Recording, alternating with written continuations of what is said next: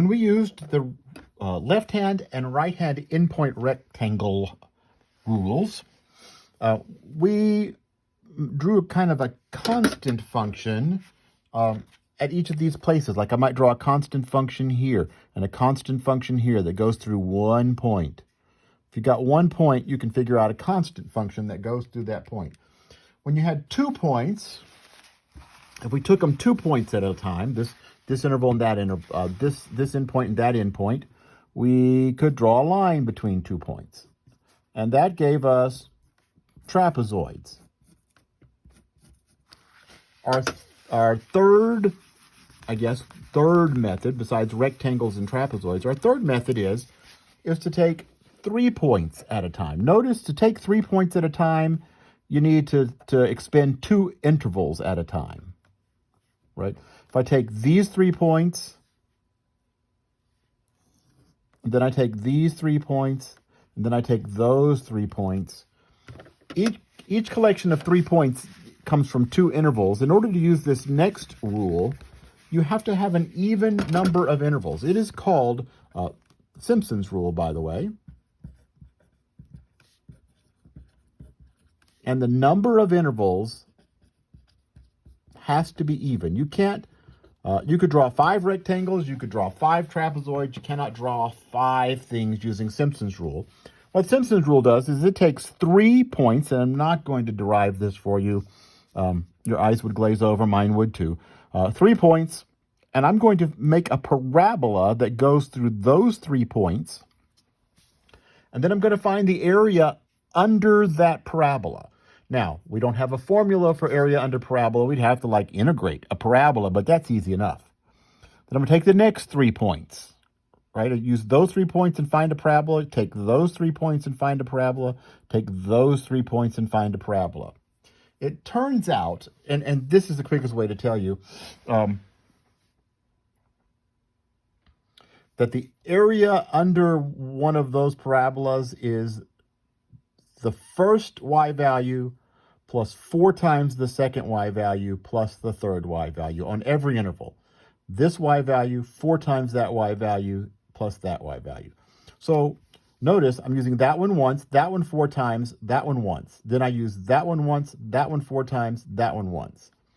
That one once, that one 4 times, that one once. If you're keeping track, that one got used once, that one got used 4 times, 1 of those plus 4 of those plus 1 of those plus 1 of those. That one just got used twice, plus 4 of those, 1 of those, plus another 1 of those, plus 4 of those, plus 1 of those. That's a lot to know. It's easier just to think of this exactly the same way we did the trapezoidal rule, where we had these multipliers. We had 1 copy of the first one, 1 copy of the last y value, and 2 copies of all the other function values in between. With Simpson's rule, you need 1 copy of the first one, 1 copy of the last one. Then you need 4 copies of that one, 2, 4, 2, 4, 1. It should always work out. You should always have a 4, 1, 4, alternate 2s and 4s, and end with a 1. And it should be 4 and then 1. So I just have to multiply. 0 times 1, still 0. 0.9354, I kind of lied to you. It's actually 1 of those, 4 of those, 2 of those, and then you have to divide by 3. But we'll get that in a minute. 4 of those, so that's 3.7416. 2 ones, that's 2. 1.0607 times 4, which is 4.2428. And then this is, again, 2.8284. 4 times this is 8.3668. It's 4 of those y values. We're multiplying the y values by the multiplier. 3 times 1 is 3.